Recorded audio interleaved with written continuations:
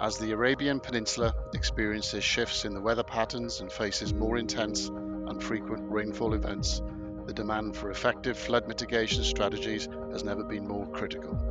I am Daymion Jenkins, Advisory Director, Environment and Sustainability, and in this episode of the WSP Anticipate podcast, I am delighted to be joined by Nariba Gittins, Associate Director Water, and Dr. Farhad Jafari, Project Director at WSP in the Middle East.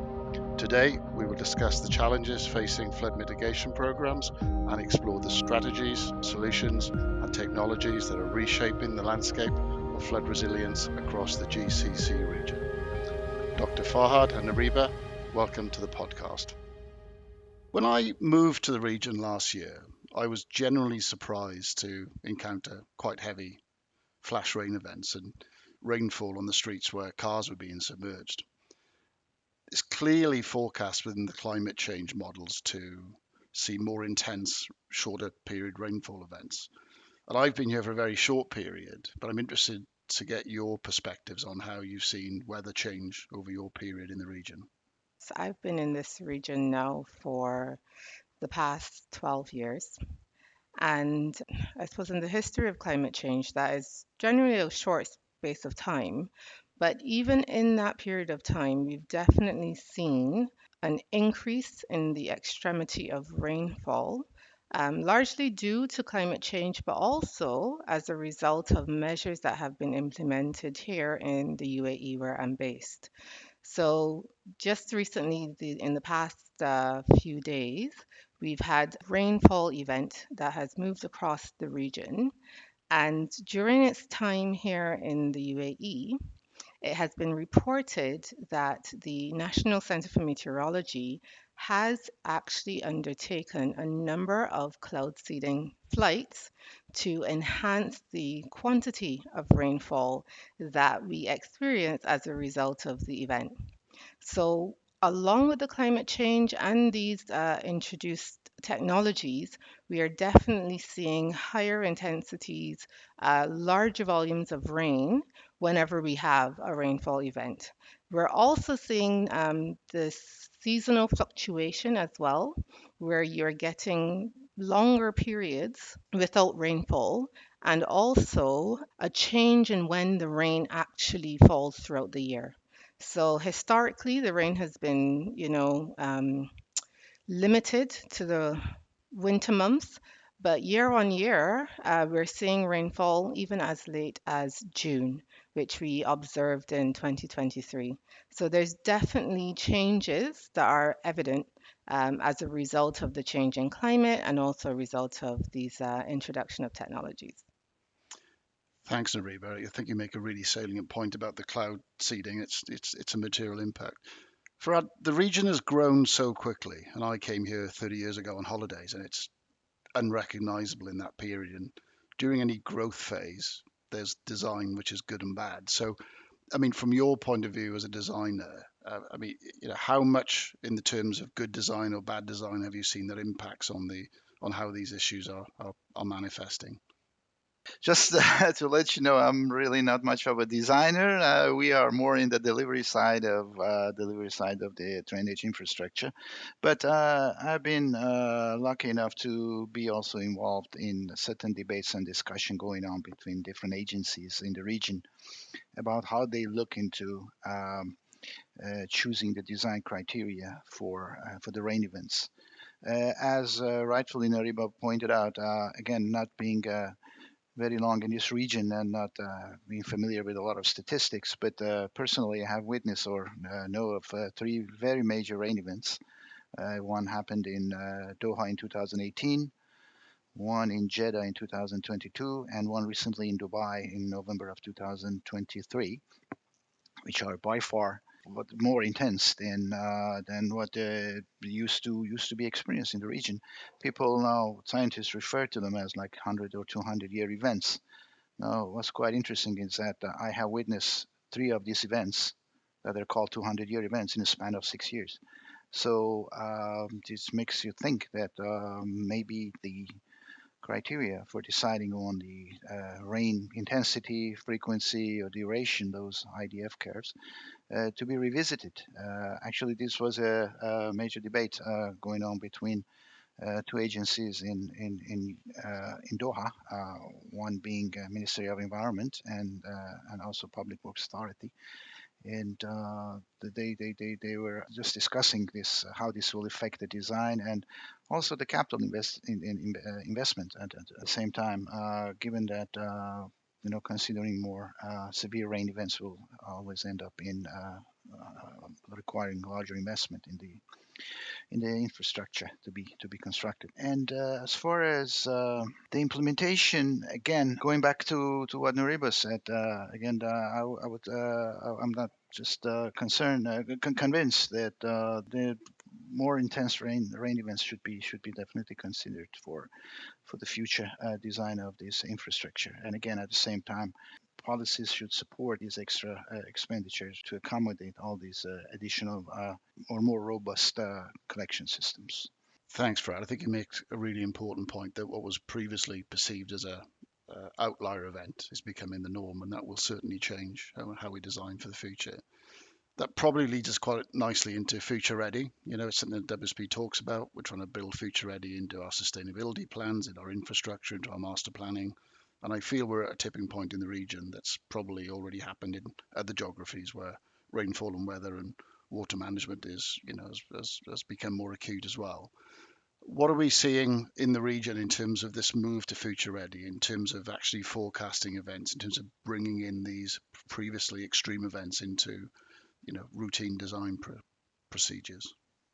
Well, as you said, it is definitely a priority for us here at WSP. And I've been in the past year working with Sophia Key, who's the head of Future Ready, on developing design considerations as we go through our flood studies and developing appropriate stormwater design. So basically, starting by the areas of are the items which we need to consider as we first do our assessments. So when we think of climate, just trying to understand what the climate impact could be and how that can be effectively assessed and incorporated. Now, some of these are more easily determined because we have the studies such as those by IPCC, which gives a lot of international guidance that we can apply regionally. But then we have some other more local factors, and particularly like the cloud seeding, which I mentioned earlier, which are in such early stages that it's quite difficult to make predictions, quite difficult to make some of those estimations in terms of the future considerations that we'll need to make in our designs. So this really then leads us to the other side of the coin, which is then building resilience and adaptability into our designs. So traditionally, most of our infrastructure was very hard, very rigid, um, with very little room for expansion and upgrade without significant disruption. So now our focus now is to look at ways in which we can um, include means to have upgrades, means to have bypasses, overflows, but also one of the areas which is one of the points that I really like to focus on in terms of design is dual functionality.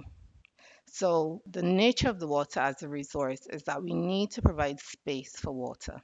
I believe in the UK, one of the entities there actually created a document called Making Space for Water, which talks quite focused about this. And so, in essence, what we're trying to do is create designs which provide a purpose or serve a purpose outside of the weather events that can be used regularly, such as a play park area, even a car park, and then when we do have a flood event, these infrastructure can then provide the second function, which is to serve as stormwater attenuation, temporary storage, alternative flow routes. So When we create that, we can have primary infrastructure which will work now considering the current rainfall events that we see, but then also provides a means in which that when we have the uncertainty and the future extremity, then there is still a way that that water can find its space without damaging, critical infrastructure. Thanks, Narima. I think you're absolutely correct. There was a long history of culverting watercourses in the UK, for example, and there's a real movement to opening those out now to both provide more storage capacity, but also amenity value and habitat. And perhaps we'll touch on those elements a little bit more later. The other thing that is starting to mature and certainly be built into drainage predictions and modelling is climate change models, and certainly all of the UK models now have a climate change factor designed into them in terms of total flows. Are we there yet in this region? Are you including climate change predictions into drainage modelling? Is that engineering science maturing? It is actually, and you see it to varying levels across the region. However, as I suppose the nature of the region, because there is still so much development required in that science in the studies here, that there is a lot of variability across the region in how it's applied. So, variability between organizations, agreeing on the level of uncertainty to consider. There is still a number of studies that need to be developed in order to make the application specific.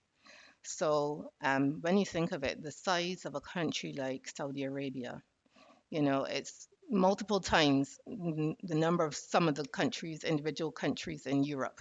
So you can imagine that just on the scale, the physical scale of a country like Saudi Arabia, the way in which climate impacts on the rainfall across the country is variable. So the experience of in Jeddah, for example, compared to the experience in Riyadh, because of the vastness of the terrain, the change in the landscape for a moving storm, then you also see that variability within the application. So it's definitely introduced now into the way we do our assessments. There is definitely always a factor included, but the level of that factor, as I mentioned, there is still that variability, and there does still need to be, I guess, that development between organizations across regions in order to get a bit more uniformity, I would say.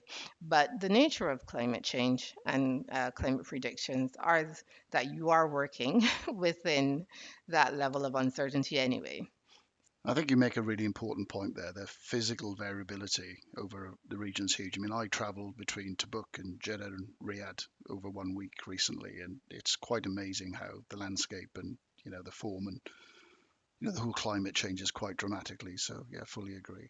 I mean, we've talked about other geographies, about the learning curve and experiences, but obviously this region is very different. I mean, what are the constraints in the region specifically around soils or specifics that preclude us looking at other regions and taking adopting those learnings? Just going back to what Nuri was saying as far as having a uniform policy or just having more synchronization between agencies, I can refer to certain policies in place in Qatar, for example, that while they had a tendency and a desire to create areas where the stormwater could be collected and being blended into like a park or some making it like a natural feature. At the same time, they had policies regarding not allowing surface water to percolate into groundwater. Even areas where were meant to collect storm water had to be lined to ensure that there's no percolation, since they looked at the shallow aquifer as like a strategic resource. And then you can imagine the kind size of these collection areas, how big they would become, and how impractical it will be to develop them in the middle of an urban area, given that you are not allowed to percolation to happen, and you have to just rely on evaporation and so on.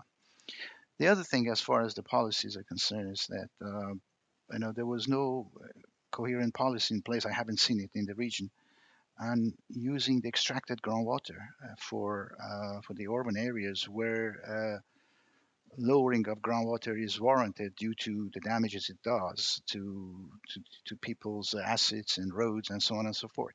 So there are systems in place to lower the groundwater, and this is a sustainable source of water throughout the year. The groundwater is there, and lack of policy to use this water for irrigation purposes or any other beneficial use is also something that can be looked at.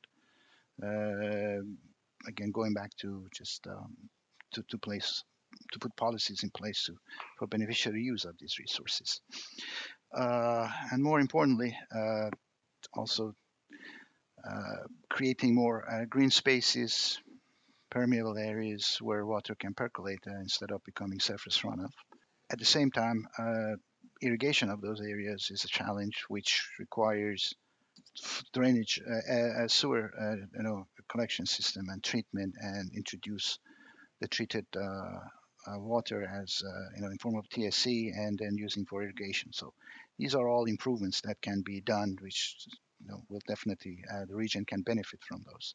And I can just give an example of Jeddah that right now there is no TSC system in place, and also we have also as part of what we do we construct groundwater lowering systems, but the groundwater will be discharged like stormwater into some open body of water without being beneficially reused. So these are definitely improvements that can be looked at from the policy point of view. Thanks, Farah. I think you make several really interesting points there. I mean, I'm used to working in a regime where the sustainable urban drainage regulations mandate nothing leave site above greenfield rates. So ostensibly, one has to recover or recycle or recharge groundwater to the level it would if it was a greenfield site. And from what you're saying, the example you talked about, it's the inverse of that. We are stopping recharge of groundwater, and then where there is groundwater use, it's not being beneficially reused. And I think the other point you highlight very sensibly is about water quality. To reuse water, you have to manage the quality, and if you aren't managing water quality in collection systems, it's very difficult to reuse that in a sustainable manner. But I think it leads into that whole circular economy discussion. It leads nicely into a beneficial use discussion. I mean, if you look at other geographies, India, for example, that's heavily dependent on groundwater. There was huge aquifer depletion issues, and they've gone through a major program there nationally, down from local site use to major programs where they are very much reusing and reintroducing water into the aquifers, beneficially reusing those. And they're seeing huge benefits to that process. And some of the assets that were drying up are now being brought back into beneficial use. And I think as we see perhaps over the next coming period, we'll certainly see more assessment of groundwater vulnerability, more work on groundwater quality management, and then hopefully more work around beneficial reuse so that we can integrate all those elements quite nicely together. I think as well around the groundwater topic, it presents opportunities. And you do have some areas in the region, I think specifically, say within Riyadh, where there's definitely a lot more focus on that now to look at ways in which they can increase groundwater recharge using the different water sources. But also, we do have areas then which are more coastal where groundwater recharge then becomes quite problematic. So again, I think is this regional variability and being mindful as well of the locations and the specific challenges, because in some of the more coastal cities, and I think of some of the cities here in UAE, where we start to see, because of the increase of irrigation, there is a trend of the rising groundwater.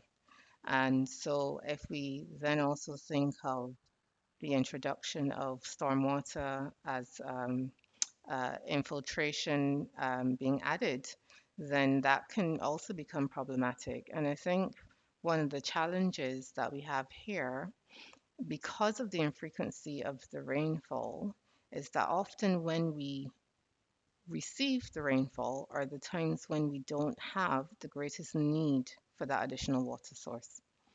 And so then the conversation around storage and maintaining the quality and the beneficial cost of carrying that out tends to take a greater weight in the conversation.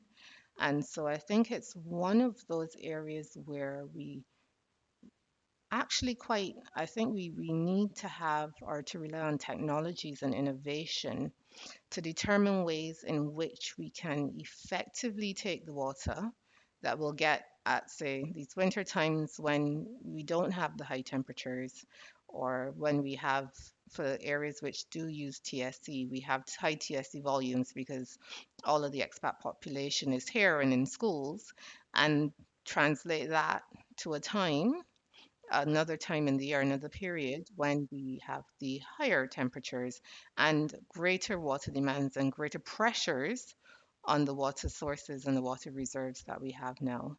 Um, so I think that's an ongoing discussion, and a bit like one of the questions we touched on earlier.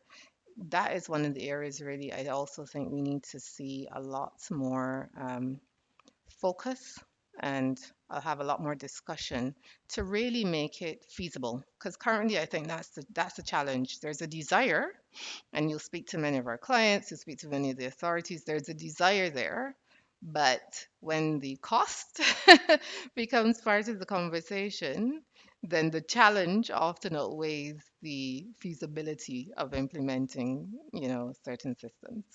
Thanks, Nariba. I think that nicely leads us into the next section around regulation and policy and guidance. Change is very difficult to do organically without external drivers, and in most geographies, there's been policy that's mandated change, bringing in the types of processes and designs that you've both talked about. Across the region, is there a change in regulatory framework? Do we foresee any of these requirements being mandated in policy? I mean, certainly in KSA at the moment, there's a raft of new legislation and guidance across all manner of areas. So I'm interested to see whether you're anticipating this to be mandated in any way. Okay, so I'll start, but I think Farhad, you can probably feed into this one as well. So yes, we are seeing more legislation. Um, as Farhad mentioned, in Qatar, we have a couple of different bodies which have been conducting studies and research over a number of years to develop much more robust guidance documents, much more robust procedures that need to be implemented. And then if we move to Saudi Arabia, when we look at work that's being conducted in NEOM, we can see that a lot of investment is going into developing quite detailed procedures, which not only are robust in terms of the um, implementation of the studies and the designs, but also in terms of the consideration of sustainability and how that's integrated into the development of the master plans and the designs and even the operation within NEOM itself. Now, then when you come out into, I guess, the wider region, say, of Saudi, then there's a lot of variability because you do have some regions which are very well developed in terms of the municipal bodies and the levels of guidance that has been developed. But then when you move out of some of the bigger cities, then there's still quite a level of development that's required to generate or to have these guidance documents. I think quite a number of the guidance documents that we have seen, are, I would say, aged. Yeah, so quite a bit older now, and so a bit lagging behind what is the current level of sustainability and consideration that we would expect when we do our consider all the infrastructure and the development. So similar to the point we made earlier, it is there, but there's a lot of variability still across the region. And that variability sometimes is, completely um, explicit to each other. Other times that's actually within the same location. And so that can create its own challenges in how things are actually applied and considered. So sometimes it makes life interesting, puts us in the middle of interesting conversations, and also then gives us, I think, as consultants, so an opportunity as well to feed in based on our own experience, cutting edge innovations that we can bring to the table to also try to shape the documents as they're developed, which I think is really important in this region, particularly because it's such an arid location, unlike many other parts of the world where policies have been developed. I do think it does create that opportunity for us to create to feed into something that is both unique but equally relevant to this landscape that we have here. Thanks, Nariba. I mean, just leaning back into future ready, perhaps. Design is only as good as the information it's based on. So, in terms of developments and innovations around technology, what are the areas that both you, Nariba, and you, Fahad, are seeing in this space? Just touch on what Nariba was saying as far as now recently there has been a like an appetite among the regulatory agencies to for beneficial use of stormwater, not necessarily make it a surface runoff and dump it to the sea. Recently, there was a discussion.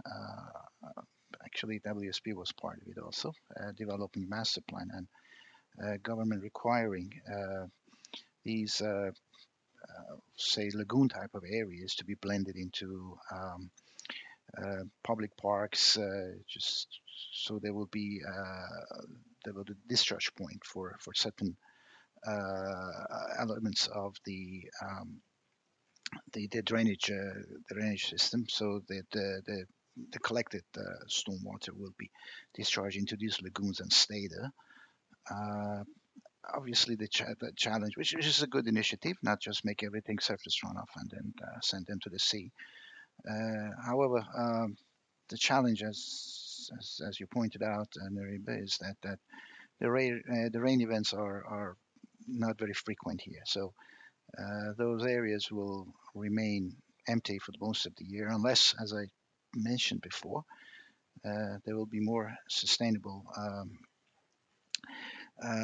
resources of feeding those areas, such as collected groundwater, which is a continuous flow of water collected from the underground and discharged those, or even using TSC, treated sewer effluent, to recharge those areas. So that could be certainly something to look at. And again, talking about future ready, how to blend these features with the existing or the drainage systems to be built will be definitely something to worth considering. Thanks, Fred. And perhaps if you can pick that, Nariba, on the digital and technology elements of planning and design, please. So it comes again, I think this is definitely a very multifaceted question. You know, for us, when we make consideration of how to assess and manage flood events, then we start off first with data. Data is king. And if we can use technologies such as, remote sensing, drones, um, basically anything that helps us in terms of automating and improving the quality and quantity of data we can gather, then we start off by improving the quality of our assessments and the quality of our outputs. And we're definitely seeing, from the remote sensing, not only on the hydrological side in terms of, say, the rainwater assessments, but also using remote sensing even to determine the level of antecedent moisture conditions in our ground cover, which has plays a huge role in the amount of net rainfall which we observe. So the rain that falls from the sky when it hits the ground, how much of that actually runs off the surface to create effectively a hazard. So having the technologies introduced at that early stage, definitely we're seeing more of that, and it's definitely an asset for us as designers, as consultants, but also then applying the technology as well through our work and improving our automation, but then into the um, implementation and the operation and management of this infrastructure. So the use of smart technologies, you know, and this is across the board, not only for specifically hydrological applications, but because the water cycle is all very much interrelated, everything from having smart irrigation systems so that we're not over irrigating the land, so that we're not having fully saturated soil when the rain falls, which then obviously would lead to higher runoff and therefore higher flood risk. So even having that smart irrigation type of system has a contributing effect on the way in which we can manage flood risk. And then, as I mentioned earlier, my love for this dual functionality in our systems. If we have dual functional systems and we can use ICT and smart systems, then that also helps aids us in being able to integrate it into our development. So then, as Farhad said, we're not left with these huge empty spaces that are unusable for 9, 10, 11 months of the year, but instead we have something that can be easily integrated into our developments. And then when we do have rainfall, then through automated systems, we can actually manage that in a safe way for the public. Because in essence, we don't want to create something now that's in the middle of our cities that then becomes a hazard to the public and the users around it. So technology is definitely a key one that allows us to innovate, and also to innovate in an integrated way, which allows us then to create also a more circular economy and look at water not in isolation as just the rainwater, the stormwater on its own, but how that whole cycle can be integrated with irrigation and even other water uses within our urban areas. I think you've both made really important points there, Farad, around not having these sort of drainage features which are redundant. And Nariba, I think you need to work with the natural systems that are there. If I go to Wadi Hanifa, it's dry in parts for much of the year. So, not trying to create an alien environment, but rather replicating what works and occurs well naturally, I think is really critical to that circular reuse of water and beneficial reuse and ecological enhancement. We've talked a lot about water management, about increases in rainfall, about how to beneficially reuse water. But in the region, there is a water deficit. The energy costs to recover saline water and treat it are very, very high. And water management and reduction and effective controls is very, very important in terms of the water life cycle. As a business, where are we in terms of supporting our client base and so forth with water efficiency and water management? Because around water capture and control, I believe that appropriate use of water is really important for this agenda. So, any thoughts on water management, water efficiency, and these sorts of areas? Again, it brings me back to beneficial use. Again, as you rightfully pointed out, the cost of desalination is extremely high. So might as well just use the water at least for irrigation purposes, encouraging the implementation of the TSC networks is rather critical. So I recall within one development that we were doing in Abu Dhabi, we had to phase the landscaping just due to availability of the TSC. So the more people came to the area, the more sewer generated, the more TSC generated, and the more landscaping we could do.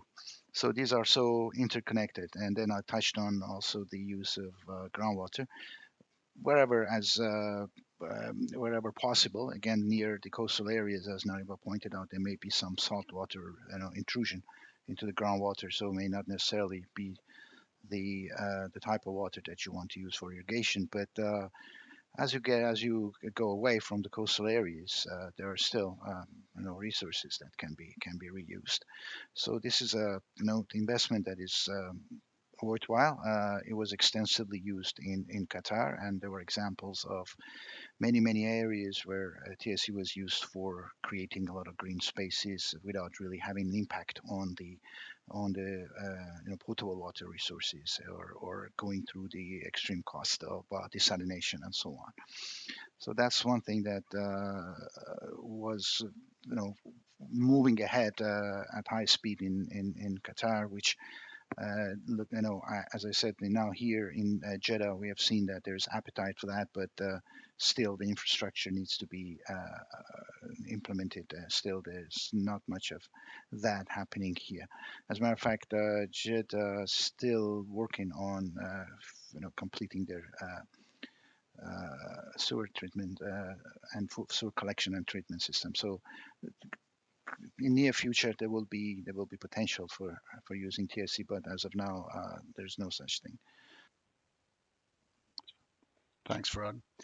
So I think we've quite nicely covered climate change, rainfall events, rapid urbanisation, the need to evolve design to manage these beneficially. So a really useful discussion from my point of view. And thank you very much for inputs, and thank you, Nariba and Farad, for joining me on the podcast today. My pleasure. Our pleasure. But before we wrap up, can I ask you a question as well? So, with your geological hat on, or your hydrogeological hat on, um, obviously we've touched a bit on this whole water economy, but from the groundwater perspective, do you see that there is opportunity for us to use the rainwater for recharging our groundwater reserves, or are there any alternative ways that we can actually implement and use our surface water to achieve the goals and the targets really that we need to genuinely observe in this region, because it is a very water scarce region and we are observing with climate change a depletion of our groundwater sources. So from your perspective, how can we use this natural resource to actually achieve the benefits here? I think if we zoom out a little bit and talk about KSA specifically, where I'm present at the moment, 40% of the water supply comes from groundwater, and that groundwater in the northern region is critical to the integrity of agriculture, farming, and those local communities. And I think historically, the ethos has been to intercept, capture, use pretty ineffectively a lot of the groundwater supplies. And there's a lot of work starting to emerge in the region as to how one understands the interfaces and the longevity of those aquifers if they aren't effectively recharged. So I think all of the things you mentioned will come into force. We touched on the Indian scenario where there was huge depletion of aquifers and literal water scarcity emergencies which have been reversed due to good management. So I certainly think we'll see more understanding of the aquifer status, the importance. We'll see more understanding of the importance of allowing natural drainage and recharge. As we mentioned earlier, perhaps in the coastal areas where you have saline intrusion, far less important, but certainly in the highland areas of northeast KSA specifically, I think it's going to be critically important to understand and build in these aquifer protection and resilience programs as we go forward. Yeah, I appreciate that. And I think, as you've mentioned, building in these programs is quite essential, not only um, from our client's perspective, but even just in terms of the implementation, having the users have that understanding of what it means on a day-to-day or at an operational level. I think education is also another key part for us that's very important, because I think when we are very centered in the industry, it becomes a point that we take for granted because we have the level of understanding. But when we then think of our end users and the ultimate final clients, then having that understanding, I think, also will help us in the longevity of the infrastructure as well and the systems that we implement. So, yeah, I just think it's one of those areas that far too often as well gets overlooked. But I think it is also becoming a point that I can see, particularly with our clients when they look for training of their teams, as well as, part of the design um, life cycle in a sense, so it's not that we complete the design and we walk away, but that we also then take that the next step on and introduce then the training and the better understanding into the teams that will then take this infrastructure on. Um, and hopefully, then we can see as well greater longevity and better resilience, even in the infrastructure and the designs that we introduce at this stage. Just touch on what Nariba said is a very valid point. I think it just need to also look into the way of living and a little bit of cultural side of things. And so much reliance on cars and subsequently using paving areas to create more parking spaces and just the continuous demand on covering those areas meant for landscaping with space for parking. So these are things that definitely can, the government can just invest in educating people and just informing people of the benefits of having such green spaces as opposed to just covering every vacant piece of land and create a parking which adds to the surface runoff. So that's a very valid point as far as just the cultural side and education for the not only for the agencies, also members of public. I think that is a perfect way to end the podcast. Thank you so much, Nariba and Farhad, for joining me on the podcast today. To our audience, thanks for listening all the way through. Please leave us a comment if today's episode has sparked your interest, and don't forget to join us for the next episode.